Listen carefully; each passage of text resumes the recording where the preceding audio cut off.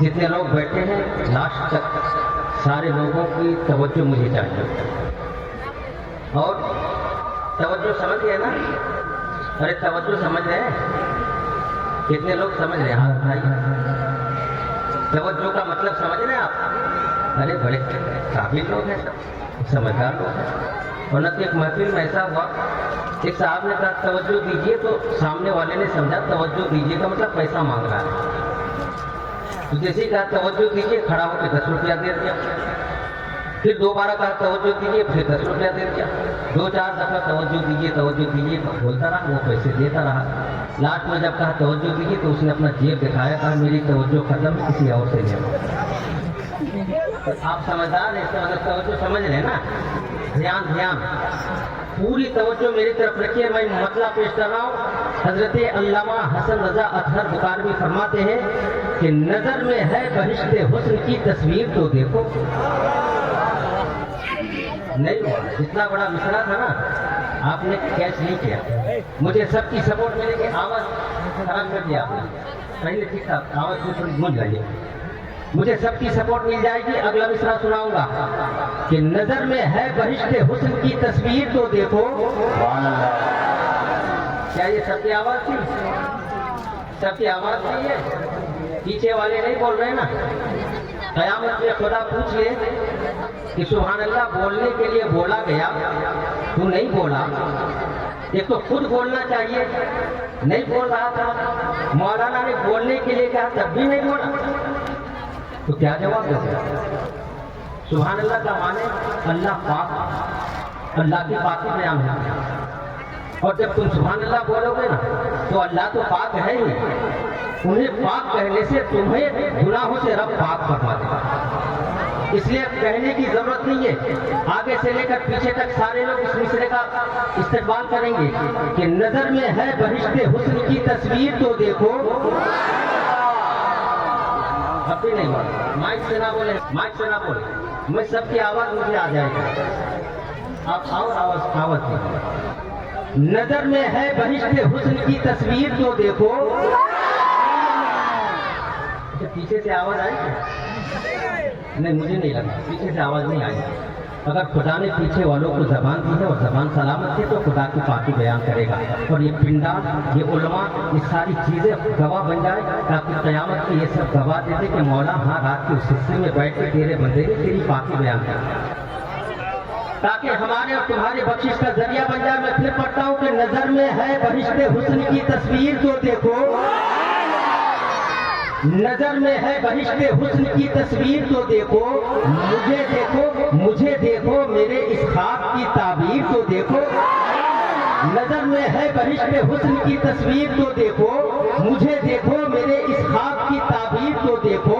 اور ہوا کیا لگ گئی بیمار خود ہی ہو گیا اچھا، طبیب و دامن سرکار کی تاثیر تو دیکھو. ہوا کیا لگ گئی بیمار خود ہی ہو گیا اچھا، طبیب و دامن سرکار کی تاثیر تو دیکھو. اور کہاں میں چشم آوارہ، کہاں وہ گنبد خضرا، مقدر دیکھنے والوں میری تقدیر تو دیکھو. کہاں میں چشم آوارہ، کہاں وہ گنبد خضرا، مقدر دیکھنے والوں میری تقدیر تو دیکھو. اور لاسٹ شعر پڑھوں گا تو سب شعر کی طرح سننا اور پورا مجمع داد دینا. اور مجمع میں اگر کوئی دیوانہ ہوگا تو کھڑے ہو کے نعرہ بھی ضرور لگائے گا. مگر لاسٹ شعر میں شروع سے پھر پڑھتا ہوں اور لاسٹ شعر پہ آپ کی توجہ چاہتا ہوں. ذرا مائک کی آواز کھولیے گا، لاسٹ شعر پہ آپ توجہ دیجیے گا. نظر میں ہے بہشت حسن کی تصویر تو دیکھو. مجھے دیکھو میرے اس خواب کی تعبیر تو دیکھو. ہوا کیا لگ گئی بیمار خود ہی ہو گیا اچھا، طبیب و دامن سرکار کی تاثیر تو دیکھو. کہاں میں چشم آوارہ، کہاں وہ گنبد خضرا، مقدر دیکھنے والوں میری تقدیر تو دیکھو. اور چلو تم جو کہو گے ہم اسے تسلیم کر لیں گے، مگر پہلے پڑھے لکھا ہمارا پیر تو دیکھو.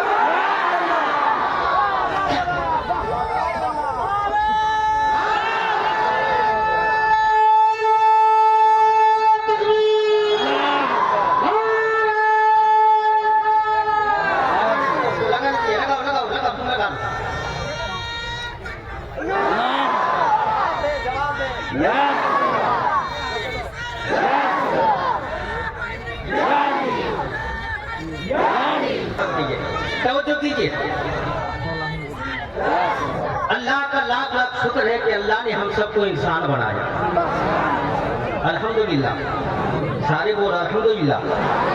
اور زیادہ شکر ہے کہ اللہ نے ہم سب کو مسلمان بنایا، اور سب سے زیادہ شکر یہ ہے، رب کا کرم یہ ہے کہ اللہ نے ہماری پیدائش اپنے محبوب کے غداروں کے گھر میں نہیں، اپنے محبوب کے وفاداروں کے گھر میں کی۔ یہ کتنا بڑا کرم ہے، آج تمہیں سمجھ میں نہیں آتا، لیکن جب قبر میں جاؤ گے تو سمجھ میں آئے گا، قبر میں جاؤ گے تو سمجھ میں آئے گا کہ یہ کتنا بڑا کرم ہے۔ نہ ہم نے درخواست دی تھی، نہ ہم نے کوئی ریکویسٹ کیا تھا، نہ ہم نے اللہ سے عرضی پیش کی تھی، مولا اپنے محبوب کے وفاداروں کے گھر میں پیدا کرنا، خدا قادر مطلق ہے، خدا چاہتا تو کہیں بھی ہمیں پیدا کر دیتا، مگر یہ رب کا کرم ہے کہ اللہ نے ہمیں اپنے محبوب کے وفاداروں کے گھر میں پیدا کیا۔ ہم کتنے خوش قسمت ہیں۔ یہ بھی سن لو کہ اسلام بچانے والے جتنے شیر آئے اسی جماعت اہل سنت میں آئے۔ ارے سچ بول رہا ہوں، اسلام بچانے والے جتنے شیر آئے اسی جماعت میں آئے۔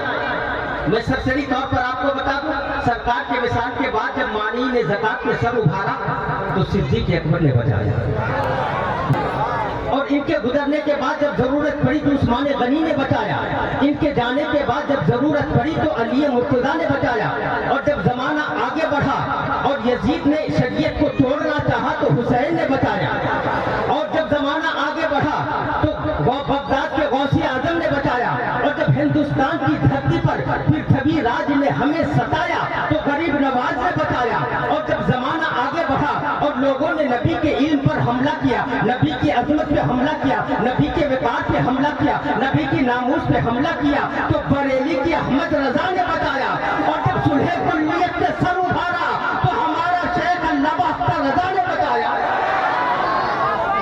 اسلام بچانے والے شیر اسی جماعت، یہ جو چلا کرتے تبلیغی جماعت لے کے دور دور تک دوڑا کرتے، دیش ودیش گھومتے، کتنوں کو اسلام مسلمان بنایا ہے۔ عید کو پاپڑ بیلنا پڑتا ہے، تبلیغ کرنا پڑتا ہے، جانا پڑتا ہے، محنت کرنی پڑتی، مشقت کرنی پڑتی ہے، تب جا کے کسی کو صحیح راستے پہ لاتا ہے۔ ایک واقعہ یاد آ گیا، سنا دوں، مختصر طور پر سنا دوں۔ تبلیغی جماعتیوں کی کوشش سے ایک بندہ شراب چھوڑ دیا، نیک کام میں لگ گیا، تو ان کا کرتوت دیکھو، ان کا کردار دیکھو کہ یہ جس سے بھی اصلاح کر لیتے نا اس کو ساتھ لے کے گھومتے تاکہ دوسری جگہ اس کو ہم دکھاتے اپنا نام کمائیں۔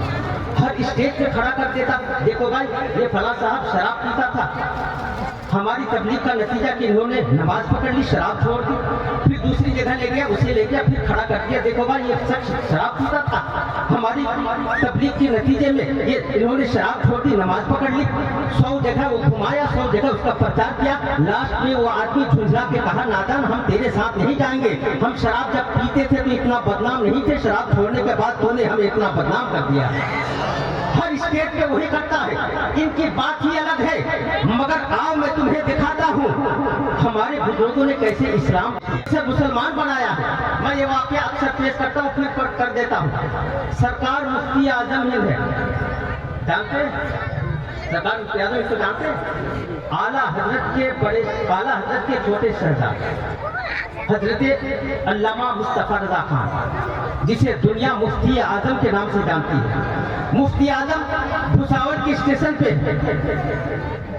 توجہ دیجیے، نماز کا وقت ہو گیا، ٹرین سے اتر گئے، کلام پاک لے جائے گا، بھساور کے اسٹیشن پہ نماز کا وقت ہو گیا، ٹرین سے اتر گیا، مصلی بچھائی، نماز پڑھنے کے لیے نیت باندھی،